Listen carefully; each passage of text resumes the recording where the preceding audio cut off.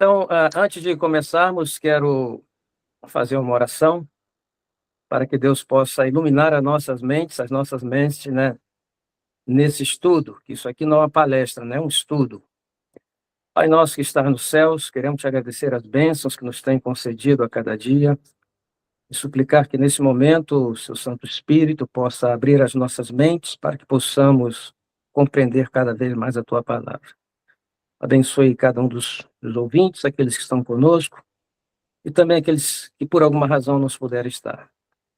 Dê-nos as suas imensas bênçãos e perdoe os nossos pecados, em nome de Jesus. Amém.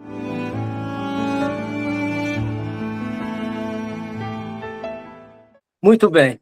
A semana passada nós falamos sobre a reforma pró-saúde durante o período antediluviano. Eu quero fazer aqui um sumário, uma revisão rápida, porque eu sei que algumas pessoas entraram em contato comigo, não tiveram tempo de ver o outro vídeo. Então, vamos fazer assim um sumário bem rápido para que se possa contextualizar dentro da sequência que estamos dando.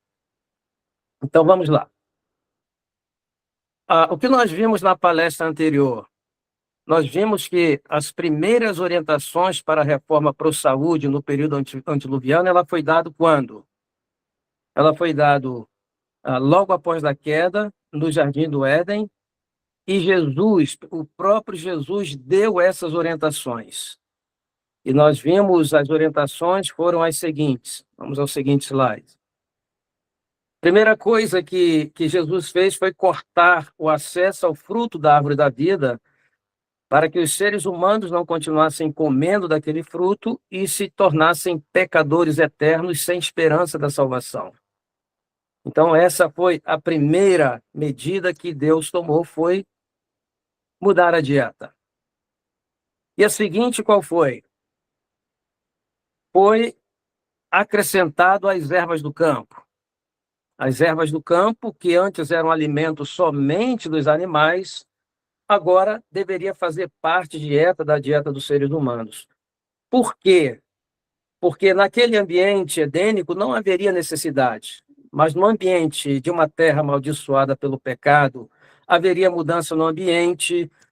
Nós sabemos que os micro-organismos que existiam no Éden, que tinham funções benéficas, passariam a ser manipuladas pelo inimigo e seriam portadores de enfermidades, porque nós temos as bactérias, fungos e vírus, que na realidade são portadores de enfermidade, e isso não existia no Éden.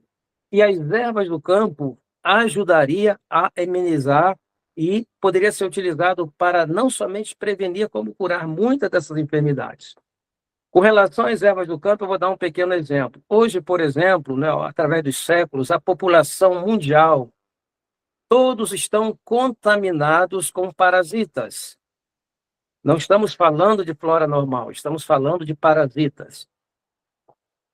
E por que estão contaminados? Por duas razões. A questão da higiene, que se contamina, né, mas é impossível não se contaminar. Nós estamos vivendo em um mundo praticamente onde há parasitas para todos os lados. Mas as ervas do campo, se fossem utilizadas, nós sabemos, por exemplo, que as verduras, elas têm propriedades também para combater os parasitas intestinais. Nós sabemos que o alho, que a cebola, por exemplo, se sabe que o coentro é a melhor erva que tem para combater a amebíase, né, a ameba, a contaminação por ameba. Então, essas ervas não teriam utilidade nenhuma. Agora, ela pode ser útil. E a alimentação moderna do ser humano, o que ocorre? Ela cria uma condição ideal para os parasitas. De que maneira? Porque é açúcar refinado, que oferece calorias assim muito, muito facilmente para esses parasitas. E não contam já com essas ervas que deveriam ser parte da nossa dieta para poder contrarrestar os seus efeitos e mantermos a flora bacteriana. Então, por isso que o texto lá diz, assim como os animais comerá as ervas do campo. Então, agora, nós necessitaríamos comer a erva do campo. Jesus também estabeleceu a diferença entre o imundo e os limpos, animais limpos e imundos, logo após a queda, mas não com o intuito de que se pudesse ou não comer. Isso só foi permitido depois do dilúvio. Aqui foi dado com a intenção de que de que eles deveriam saber a diferença entre imundo e limpos para poder fazer as suas ofertas sacrificais. E nós vimos também na palestra anterior que havia dois grupos, né? Desde os descendentes lá já de Sete, né? E chegou um momento que houve ali um hiato, né? Houve tanta rebeldia que houve um hiato. Só um momento, quando nasceu Enos, é que foi novamente o nome do Senhor invocado. E aí o que ocorreu? Aí o grupo se dividiu em dois. Um grupo maior, que eram os rebeldes, os ímpios, e esses ímpios moravam nas planícies, e os rebeldes e os justos, né? O remanescente morava nas colinas e nos montes. Então ficou aí bem separado durante o período. Entretanto, nós vimos, né, na nosso estudo da semana passada, até um texto que muitos usam aí para criar teorias sobre, né, que os anjos tiveram sexo com as filhas dos homens. Não. O que ocorreu foi o seguinte, que viram os filhos de Deus, que as filhas dos homens eram o quê? Formosas, e tomaram para si como esposas. Então, os filhos de Deus eram remanescentes, os filhos dos homens eram os ímpios. Então, essa mistura foi diluindo cada vez mais o remanescente. Tanto é que quando chegou na época que o dilúvio, né, na época do dilúvio começar, haviam quantos remanescentes? Apenas 8. Seguinte. Agora, o remanescente, ele sempre seguiu a orientação alimentar que ainda foi dada por Jesus lá no Jardim do Éden, né? Que era apenas acrescentar a erva do campo, e com relação a fruto da árvore da vida, foi colocado ali querubins com espada flamejante para que ninguém entrasse. Os ímpios poderiam querer entrar, né? E nós sabemos que esses querubins permaneceram ali por 2.000 anos aproximadamente. Foi quando o Jardim do Éden, na realidade, era um testemunho da presença de Deus que os antediluvianos ignoravam. E esse Jardim do Éden ele foi arrebatado pouco antes do dilúvio, mas permaneceu ali muito tempo com os anjos guardando a sua entrada para que o homem não entrasse e comesse do fruto da árvore da vida. Então, eles permaneceram fiéis, acrescentaram a erva do campo e permaneceram fiéis até o tempo de Noé. Seguinte, até o tempo do dilúvio, melhor dizendo. Agora, a média de vida durante esse período, chamado período antediluviano, era 912 anos. Eu passei algumas datas aqui a semana passada, mas essas datas estão erradas. E logo após o período pós-diluviano, as seguintes gerações, notem que a mudança no ambiente, no regime alimentar, né? As pessoas começaram a indulgir em alimentos cárneos, e a mudança no ambiente fez com que a média de vida do ser humano se reduzisse a menos de um terço do que era antes do dilúvio, de 912 para 286 anos. Seguinte, Deus permitiu, depois do dilúvio, alimentos cárneos, mas ele permitiu por um período de emergência. E ainda tinha que se observar algumas coisas. Quais fossem essas coisas? Que esses animais fossem animais limpos, não fossem animais imundos. E que fossem animais abatidos, ou seja, que fossem abatidos frescos, não encontrados mortos ou não mortos e deixados por muito tempo.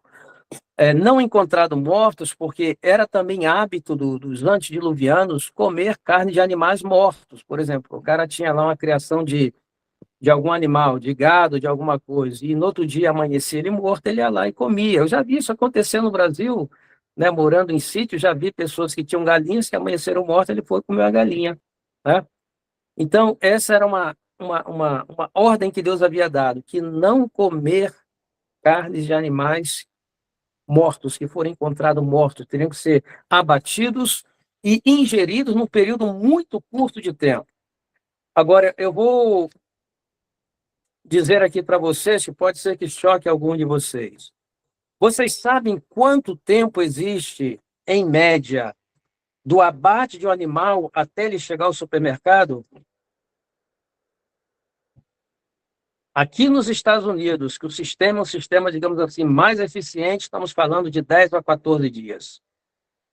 Significa que aquilo que se compra no supermercado lá, ele foi morto a uma média de 10 dias.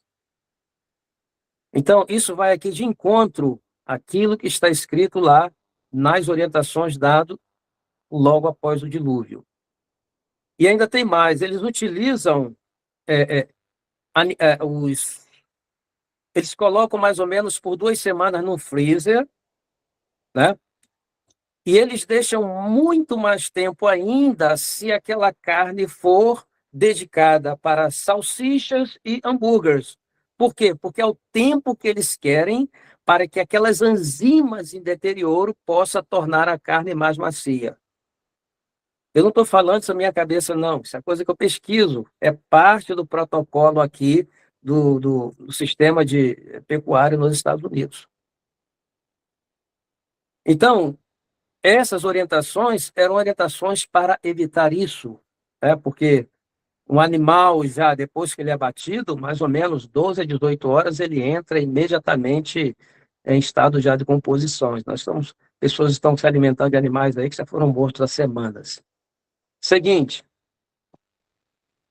agora vamos ver a reforma pró-saúde no período israelita.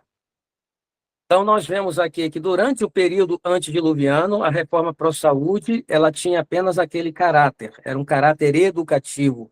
Ainda não havia uma ação curativa em si. A cura vinha através da educação. Ou seja, não havia uma ação do ponto de vista de aplicação das terapias naturais. Ok?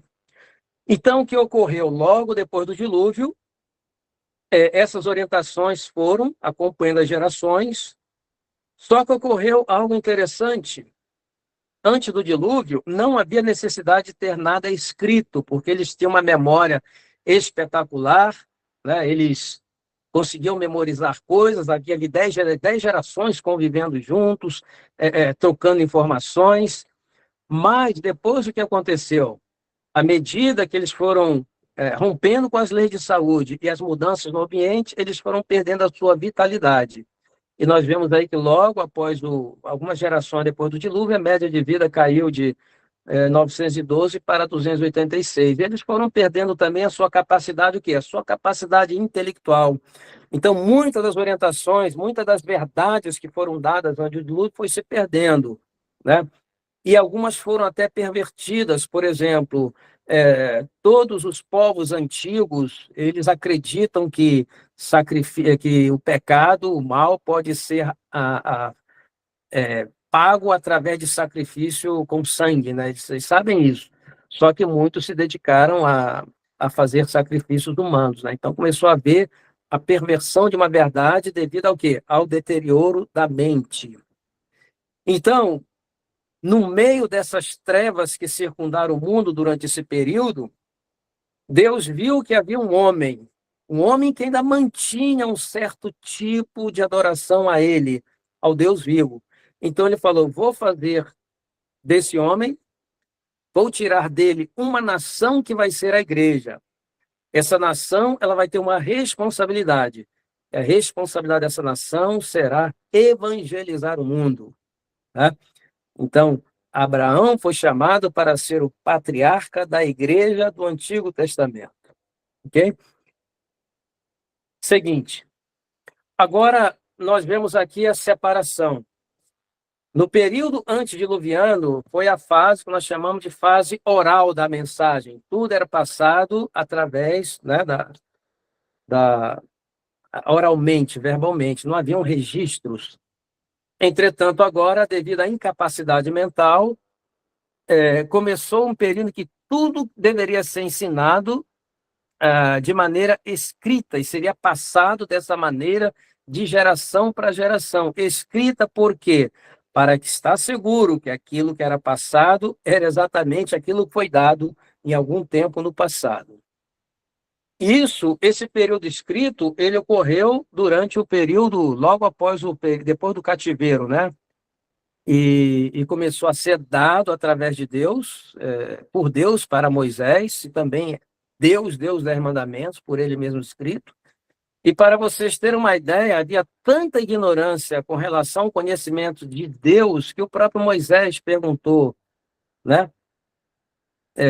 Como eu vou falar? Qual é o seu nome? Como é que eu vou falar? Quem é você? Então, era uma ignorância muito grande. Havia-se uma ideia, mas o conhecimento dele realmente se havia perdido. Ele agora tirava, então, os israelitas lá do cativeiro e para fazer deles agora uma nova nação. E as orientações que foram dadas para ele não só foram orientações de ordem civil, foram de ordem moral, né, os 10 mandamentos, mas também com relação à saúde.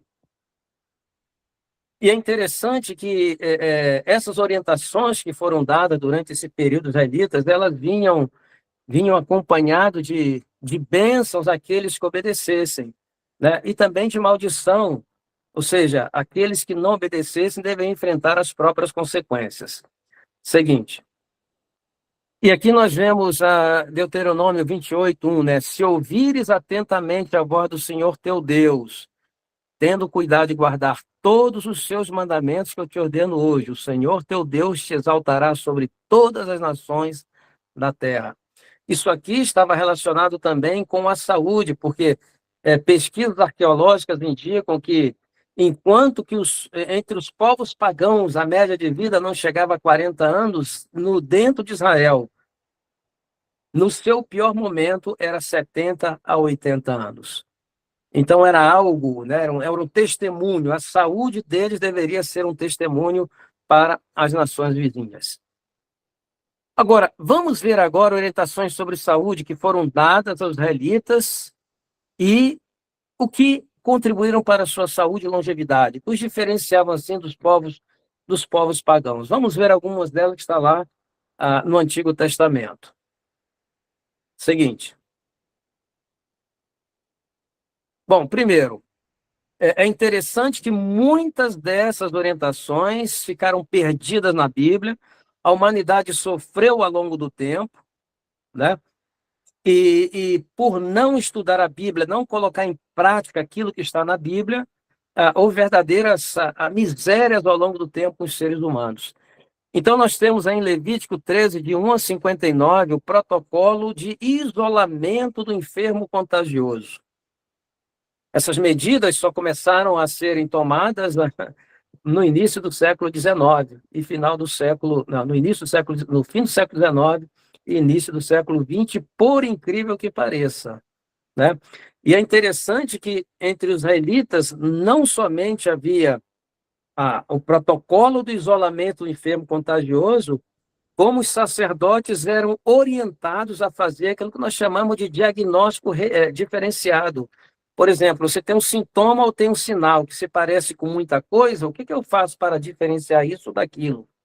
Então, o israelita, por exemplo, quando aparecesse com uma mancha na pele, então ele deveria se apresentar ao sacerdote, o sacerdote iria introduzir uma pequena agulha, se aquela pessoa sentisse dor, significa que era uma mancha, poderia ser tinha, qualquer outro tipo de problemas na pele, mas se ele não sentisse dor, significa o quê? Significaria que havia algo, né, que nós sabemos hoje, que é a bactéria que provoca a lepra, ela começa a atacar o sistema nervoso, né, os terminais nervosos periféricos. Então, o que ocorre? A pessoa começa a perder a sensibilidade.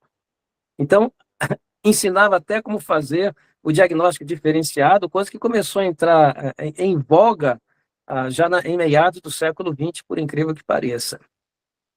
Vamos ver outro, seguinte.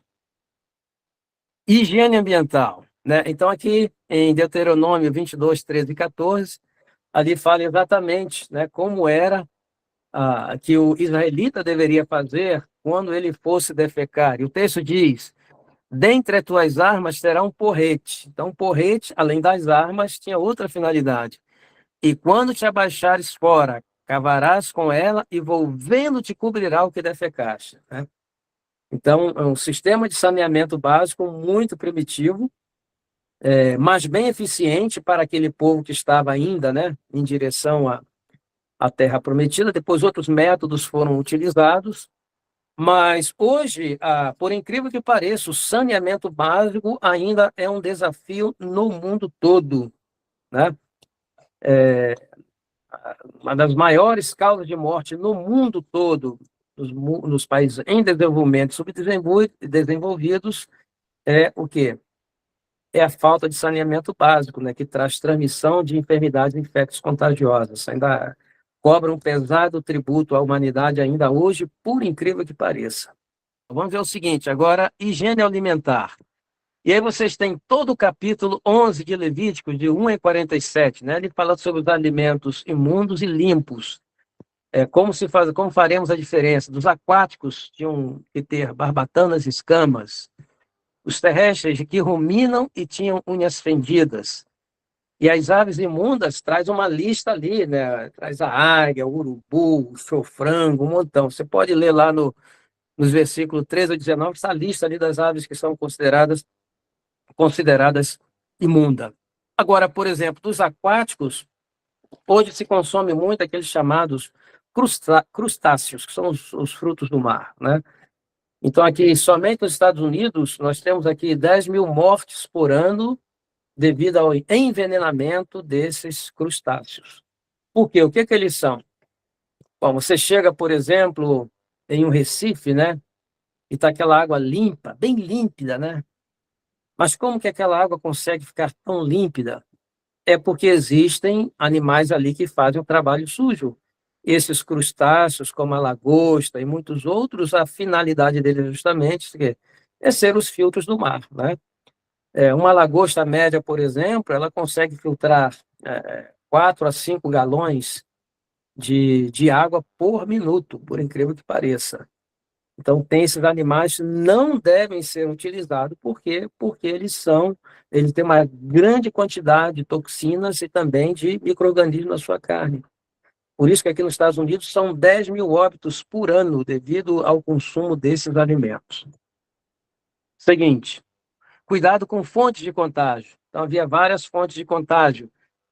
Banhar-se como tivesse contato com fluidos. A pessoa tinha que se banhar. Você teve contato com fluido, por exemplo, fluido corporal, como sangue, sêmen, saliva, etc. Está lá em Levítico 15, ali dá todo o protocolo da higiene. Basta dar uma olhadinha lá. Por quê? É interessante que só em 1920 a 1930 que isso aí foi colocado como protocolo nos hospitais.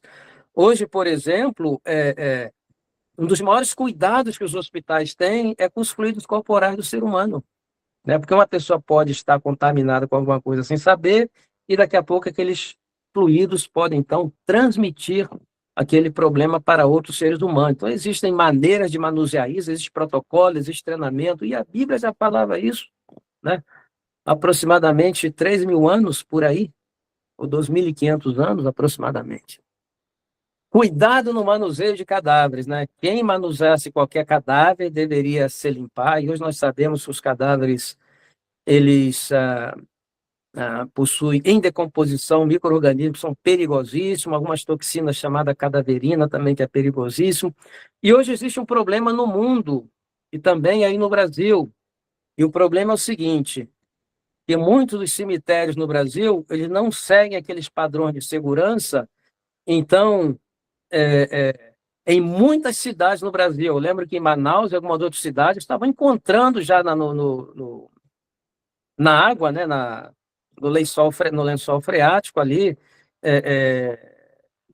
gordura humana, por incrível que pareça. E de onde que vem isso? Isso vem dos cemitérios, tá? Então, imagine a quantidade de doença que isso também não pode trazer. Por isso que um dos grandes desafios que nós temos hoje é não somente ter água, mas ter uma água limpa, uma água potável. Ok? Então, cuidado no manuseio de cadáver. Outra coisa interessante que eu quero colocar nesse aspecto é o seguinte. Em 1840, chegou em uma maternidade em Viena um doutor chamado Semmelweis. Semmelweis ou Semmelweis, né? E ele, quando chegou lá, ele ficou horrorizado com a quantidade de morte materno, né, infantil lá, materno de neonatos.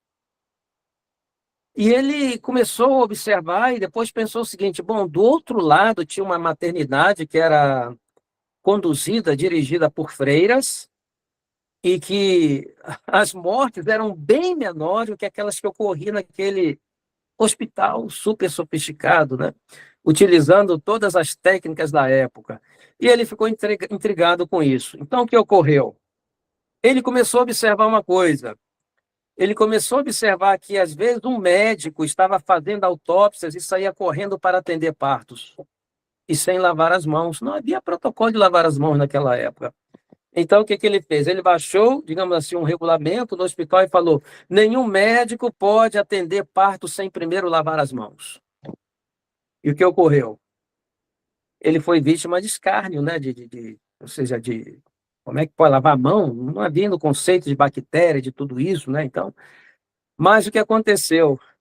A mortalidade de mães de neonato caiu de uma maneira espetacular e se tornou equivalente ao que era feito pelas parteiras. Por que lá na clínica das parteiras não ocorriam isso? Porque lá elas não faziam autópsias. Então, aqui nós vemos um exemplo do perigo que os cadáveres pode trazer, né? Suas toxinas, suas bactérias, seus micro-organismos para a vida humana. Infelizmente, o doutor Semmelweis, ele foi objeto de muita crítica, passou muito tempo, e o que ocorreu? Infelizmente, ele acabou desgostoso, se matando, né? Mas o legado que ele deixou para a humanidade, numa época onde os conceitos ainda de micro-organismos estavam bem estabelecidos, foi algo espetacular. Seguinte, prevenção contra doenças sexualmente transmissíveis. E qual era a sua prevenção? As relações sexuais deveriam ser o quê? Heteromonogâmica. Então, hoje nós temos um outro problema, né? A cada ano ocorre 500 milhões de novos casos de enfermidades venéreas no mundo todo. Nós temos clamídia, gonorreia e uma série de enfermidades venéreas. Isso aí está em função. Isso aí era para ser divulgado em rádio, em televisão, na internet, por todos os cantos, né? Mas é um tipo de mensagem que não vai de acordo com aquilo que esses meios de comunicação se promovem, né? Que é a mesma promiscuidade. Então, tudo isso aí poderia ser evitado se fossem observado, né, essas orientações que estão em Gênesis 20:14, Deuteronômio 23, 17, 18 e Levítico 18, 22 a 23. Eu coloquei os textos, porque se eu for ficar lendo cada texto, vai ficar muito longo. Então, esse PowerPoint pode estar à disposição de vocês, depois você ir lá, né, escrutinar e fazer como um verdadeiro bereano, né, para ver se as coisas são realmente assim. Ok? Agora, prevenção contra o desgaste físico, mental e espiritual. Para isso, que foi estabelecido lá no Éden, né, de maneira oral, agora vinha dentro dos 10 mandamentos de maneira escrita. E é interessante que nós acompanhamos muitos estudos a respeito do sábado, do sétimo dia, e nós temos encontrado algumas coisas muito, muito interessantes. Vamos ver a seguir o que a ciência descobriu sobre a importância do descanso sabático na saúde dos seres humanos. Seguinte slide. O sábado ele é conhecido na ciência como um ciclo. Assim como existe o ciclo circadiano, que é o ciclo de 24 horas, e nesse ciclo vários fenômenos de restauração ocorrem. Por exemplo, no ciclo circadiano, a escuridão estimula a produção do hormônio do crescimento. Isso ocorre à noite, em determinado momento, né? Durante as horas claras do dia, existe a síntese da vitamina D. Então, esse ciclo circadiano, né, que foi criado no quarto dia da semana, quando Deus fez separação entre dia e noite, ele tem funções importantíssimas na manutenção diária da nossa saúde. Por isso que é importante dormir cedo, porque durante os horários de 22 até as 2 da manhã ocorrem dezenas de fenômenos de restauração, e muitos estão voltados para a restauração da nossa imunidade e do nosso sistema nervoso central. Agora, além desse ciclo circadiano diário, Deus deixou uma bênção especial para o sétimo dia. Então, vamos ver aqui os fenômenos fisiológicos que ocorrem nos seres humanos e contribuem para a sua saúde. Vamos ver. Bom, Durante as horas do sábado, já se verificaram que há uma diminuição da frequência cardíaca. O coração tende a bater mais lentamente. E eu pergunto a vocês, o coração descansa ou não descansa? Claro que o coração descansa. O único momento que ele descansa é no intervalo entre um batimento cardíaco e outro batimento cardíaco. É interessante que na medicina nós chamamos desse intervalo de repouso ou descanso do miocárdio. Significa que se ele descansa somente nesse intervalo, quanto mais alta a frequência cardíaca, menor é o seu período de repouso. É por isso que nas horas do sábado existe uma tendência para a diminuição da frequência cardíaca e ainda não diminui o quê? A força de contração. É uma diminuição totalmente benigna. Isso ocorre nas horas do sábado. Diminuição da hipertensão arterial, né? Durante a semana, ou quando estamos com fazendo algum movimento, a nossa pressão ela sempre oscila para cima um pouquinho. Fora aquelas pessoas que têm já problema de hipertensão arterial. Mas se ela criar condição durante as horas do sábado, existe uma tendência da pressão arterial voltar ao seu nível normal, saudável, e que nós chamamos de pressão basal. Restauração do sistema imunológico. Essa é a razão, meus irmãos, que alguns poucos hospitais no mundo, eles não fazem cirurgias no dia de sábado, a não ser que sejam cirurgias de emergências. E nem transplante de órgãos, porque eles já verificaram que nos transplantes de órgãos há um aumento de quê? Da rejeição de órgãos e de complicações também pós-operatórias. Poucos hospitais fazem isso no mundo hoje, ok? Porque durante as horas do sábado, nosso sistema imunológico está passando por um período de restauração, nos preparando para enfrentar uma semana onde saímos da proteção, do conforto, né, de estar em adoração, para poder enfrentar os desafios da semana. Restauração do sistema de produção sanguínea. Então, as nossas células sanguíneas, elas têm uma vida de mais ou menos 120 dias, né? Então, nosso sistema hematopoético, que faz a reprodução dessas células constantemente, né? Porque ela tem essa vida de 120 dias, ela é destruída, é reciclada, e o que ocorre? O que ocorre é que precisa ser renovado. E durante as horas do sábado, esse sistema hematopoético, ele está sendo restaurado. Restauração também do sistema de excreção renal. E eu sempre digo que os rins são os órgãos da juventude. O ser humano, ele vai envelhecer na mesma velocidade que seus rins envelhecem. Por isso que uma dieta muito rica em proteínas envelhece muito rapidamente, porque os metabolitos, as proteínas, colocam uma carga muito grande sobre o sistema de excreção renal. Vocês já ouviram falar de várias dietas que lançam aí para perder peso, né, dieta somente de proteínas, todas essas coisas. As pessoas, na realidade, elas perdem peso, mas perdem muita saúde, elas envelhecem muito rapidamente. Por quê? Porque o excesso de proteína, ele ameaça a nossa extensão, né, a nossa expectativa e também a nossa qualidade de vida. Muito bem. A ciência que estuda esses fenômenos que eu mencionei para vocês chama-se cronobiologia. Vocês podem Google cronobiologia, vocês vão encontrar em material abundante. Em inglês vão encontrar muito mais, que infelizmente em português tem pouca coisa disponível. Vocês podem Google chronobiology e vão encontrar lá um montão de informações. Eu, algum tempo atrás, um membro aqui da igreja onde eu frequento, que ele viu eu dando essa palestra, né, sobre o sábado na genética dos seres vivos, isso aqui é parte dessa palestra. E ele perguntou a um cardiologista da igreja, né, se era verdade, o que eles sabiam com relação às pesquisas nos congressos, o que falavam sobre isso. E disse que esse diretor desse congresso estava sendo realizado em Las Vegas. Ele disse o seguinte: olha, nós temos muito material sobre essa cronobiologia, sobre esse ritmo que nós chamamos de ritmo circaseptano.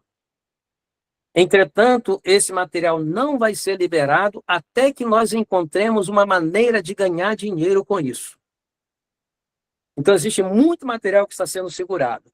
Agora já começa a aparecer, né, algumas, por exemplo, algumas aplicações, qual é o melhor tempo para se aplicar determinado medicamento, como é que funciona, ou seja, sempre vai vir em função de ter, né, de obter algum lucro em cima do investimento que fizeram nas pesquisas. Mas, entretanto, a cronobiologia não é uma ciência nova. Na década de 50, os cronobiologistas descobriram algo muito interessante. Descobriram que o ser humano ele tem um comportamento biológico diferente nas horas do sábado. Era algo diferente. E eles pensaram que esse comportamento diferente se devesse ao fato de que, né, os seres humanos tinham uma capacidade de se adaptar e foram raciocinando dessa maneira. Entretanto, alguns anos mais tarde, eles descobriram algo que revolucionou. Descobriram que esse ritmo de 7 não era peculiar aos seres humanos, estavam também entre os animais. E aí lançou-se por terra a teoria da adaptação humana. Então, desde lá que eles vêm buscando e procurando fazer pesquisas para poder entender por que isso ocorre. Bom, nós vamos parar então agora por aqui. A nossa próxima palestra vai ser Jesus e a sua obra médico-missionária. Então, nós vamos sair da parte teórica, da parte oral, teórica, educativa, e já Jesus é que vai fazer o lançamento da obra médico-missionária aplicada de fato, das terapias naturais. Que aí, então, se completa a obra médico-missionária, a sua face educativa e a sua face de tratamentos naturais. Então, alguém tem alguma dúvida sobre aquilo que foi falado hoje? Quer fazer alguma pergunta? Ok, então tá bem. Pai nosso que estás no céu, te somos agradecidos pela tua misericórdia, teu amor para conosco, de ter deixado para nós tantas e tantas orientações para que pudéssemos ter vida, ter saúde, para que pudéssemos viver mais, para ser mais úteis a Ti. Perdoa os nossos pecados, guarda-nos, te suplicamos em nome de Jesus. Amém.